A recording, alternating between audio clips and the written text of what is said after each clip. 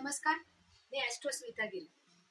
आपण या नवीन मालिकेमध्ये लग्नावरून आपल्याला मिळणारी धनसंपत्ती कशा पद्धतीने वाढवता येईल किंवा कोणत्या ग्रहांना बळ दिल्यानंतर आपल्याला स्थैर्य प्राप्त होईल, धनसंपत्ती मिळवण्यामध्ये अनेक संधी मिळतील याचा विचार करत.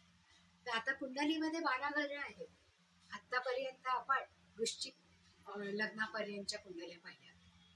आज आपण धनु लग्नाची कुंडली म्हणजे या कुंडलीच्या पहिल्या भावामध्ये धनु रास येते, म्हणजे 9 हा आकडा येतो. आपल्याला सगळ्यांना माहिती आहे की राशींचे 1 पासून 12 पर्यंतचे आकडे म्हणजे या 12 राशी आहेत.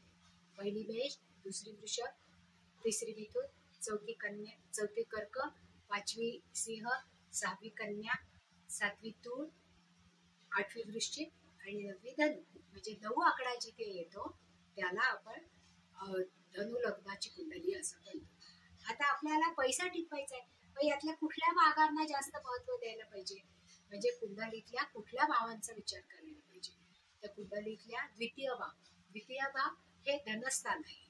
धनस्थान म्हणजे आपल्याला जो इझी पैसा मिळतो, की ज्याच्यासाठी खूप श्रम करावे लागत नाही, असा जो पैसा आपल्याला मिळतो तो धनस्थानावरनं आपण पाहतो. म्हणून धनस्थान हा अर्थत्रिकोणाचं वरचं टोक आहे. म्हणून धनस्थानाचा आपल्याला विचार करायला पाहिजे. आणि लग्नात जेव्हा 9 आकडा असेल तेव्हा धनस्थानामध्ये 10वा आकडा येईल. 10वा आकडा म्हणजे मकर राशीचा स्वामी हा शनी आहे. म्हणजे शनी हा एक ग्रह आपल्याला मिळाला. आता त्याचबरोबर आपल्या आयुष्यामधले जे काही आपण कर्म करतो, काही उद्योग व्यवसाय धंदा नोकरी करतो, त्यातून जे काही आपल्याला लाभ मिळतात ते सगळे लाभ आपण लाभावरनं बघतो, म्हणजे 11व्या भावावरनं बघतो. मग 11व्या भावामध्ये तूळ ही रास म्हणजे 7 आकडा आलेला आहे. 7 हा आकडा तूळ राशीला स्टँड करतो. तूळ राशीचा स्वामी आहे शुक्र. म्हणजे आपल्याला आधी मिळाला शनी, दुसरा मिळाला शुक्र. आता तिसरा भाव हा भाग्य भाव आहे, की आपल्या भाग्यामध्ये नेमकं काय आहे आणि ते कुठून आपल्याला भाग्योदय करणार आहे आणि कशा पद्धतीने उपयोगी पडणार आहे हे पाहण्यासाठी आपण भाग्याचा विचार करतो. आणि भाग्यस्थान म्हणजे 9वं स्थान. त्या 9व्या स्थानामध्ये सिंह रास म्हणजे 5 आकडा आलेला आहे. म्हणजे सिंह राशीचा स्वामी आहे रवी किंवा सूर्य. मग आपल्याला हा तिसरा आणखीन एक ग्रह मिळाला. पहिला शनी महाराज मिळाले होते, दुसरा शुक्र मिळाला होता, तिसरा हा रवी मिळाला. आता चौथा म्हणजे 10व्या भावावरनं आपण जे काही उद्योग धंदा व्यवसाय हे सगळं करतो त्यातून मिळणारं जे अर्निंग असतं ते सगळं अर्निंग आपल्याला 10व्या भावातून बघावं लागतं. मग त्या 10व्या भावामध्ये 6 आकडा आला. 6 आकडा हा बुधाचा आकडा आहे. म्हणजे या बुधाच्या आकड्यामुळे आपण एका वेळेस 2 ठिकाणाहून अर्थोत्पादन करू शकतो. म्हणजे आता आपल्याला जे 4 ग्रह मिळाले त्यातला पहिला आहे शनी, दुसरा आहे शुक्र, तिसरा आहे रवी आणि चौथा आहे बुध.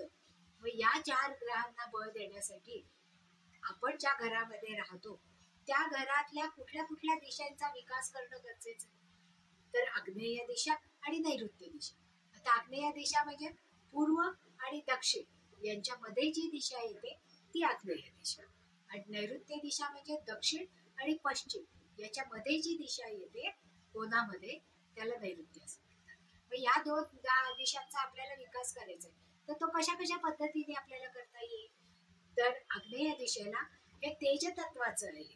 म्हणजे तिथे जर आपण एखादी ज्योत लावली, त्या ज्योतीसाठी जर आपण एक त्रिकोणी चांदीचा तुकडा घेतला किंवा चांदीचंच निरांजन घेतलं, त्याच्यामध्ये तुपाची वात लावली आणि ती जर आपण आग्नेय दिशेला पूजा करून लावली तर ते तेज आपल्याला मिळतं.